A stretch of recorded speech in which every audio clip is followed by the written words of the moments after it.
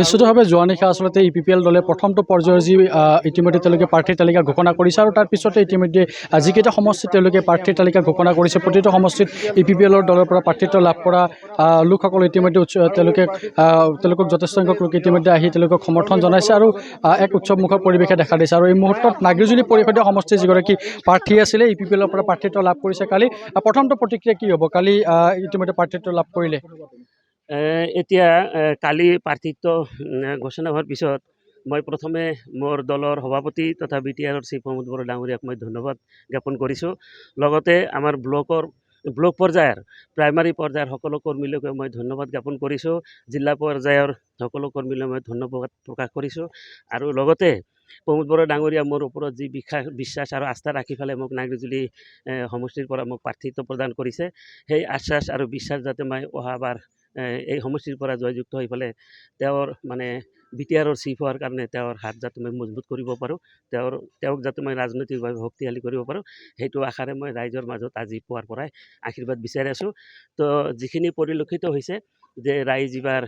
ট্ৰেক্টৰৰ ছবিক আঁকোৱালি লৈছে আৰু অহা দিনত ট্ৰেক্টৰৰ প্ৰাৰ্থী ইয়াতে বিপুল ভোটত জয়যুক্ত হোৱাটো নিশ্চিত ৫৮,০০০ ভোটাৰ এই সমষ্টিটোত আছে গতিকে আপোনাৰ পক্ষত কিমান ভোট ইয়াত আহিব বুলি ভাবি EPPL হিচাপে আমি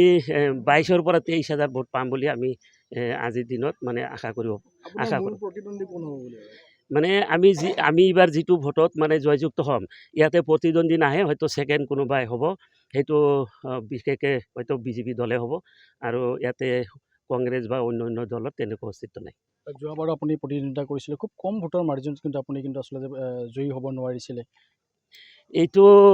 যোৱাবাৰ নহয় তাৰ আগৰবাৰো দুইবাৰো যিহেতু মই ইয়াতে হাৰিছোঁ খুব কম ভোটৰ ব্যৱধানত এইটো ৫০০ ২০০ এনেকুৱা ভোটৰ ব্যৱধানত মই হাৰিছোঁ ইয়াতে এটা ৰাজনৈতিক মানে শক্তিয়ে কাম কৰিছিল আৰু মোক ৰাজনৈতিকভাৱে একচুৱেলি পাছ হোৱা মানুহ মোক ফেল কৰাইছে ইয়াৰ কাৰণ হ'ল যে যোৱাবাৰ ৩৭,০০০ ভোট পল হৈছিলে ৩৯,০০০ কাউণ্টিং হৈছিল তো সেই বস্তুটো এটা মানে মই হাইকোৰ্টত কেছ দিলোঁ কেছটোৰো মানে এটা ৰিজাল্ট নোলালে হাইকোৰ্টে এইটো মানে ডিছমিছ কৰিলে কাৰণ এই কেছটো ষ্টেট কমিশ্যনাৰে চাব না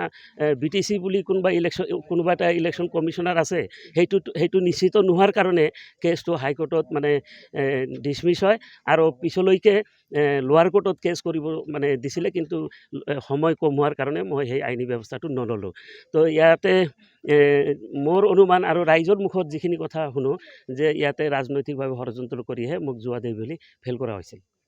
ধন্যবাদ জ্ঞাপন কৰিছোঁ আৰু যিহেতু কালিৰ দিনটোত ইতিমধ্যে প্ৰাৰ্থী ঘোষণা কৰিছে EPPL দলে আৰু প্ৰায় 18টা সমষ্টিত ইতিমধ্যে প্ৰাৰ্থী ঘোষণা কৰা হৈছিল আৰু তাৰ পিছতে এনেধৰণে প্ৰতিটো সমষ্টিত এতিয়া আচলতে যি নিৰ্বাচনী ৰণৰডাং প্ৰকাৰ বাজি উঠিছে আৰু এই সমষ্টিতে যিগৰাকী প্ৰাৰ্থী ৰবীন্দ্ৰবালা বিশ্বাস তেখেতে পূৰ্বতেও আচলতে ইয়াতে প্ৰতিদ্বন্দ্বিতা আগবঢ়াইছিলে প্ৰায় ৫৮,০০০ ভোট এই সমষ্টিটোত আছে গতিকে এইবাৰৰ এই সমষ্টিটোত আচলতে কেনেধৰণৰ যুঁজখন হ'ব সেয়া কিন্তু পৰৱৰ্তী সময়ত দেখিবলৈ পোৱা যাব বা আকৰ্ষণীয় হৈ উঠিব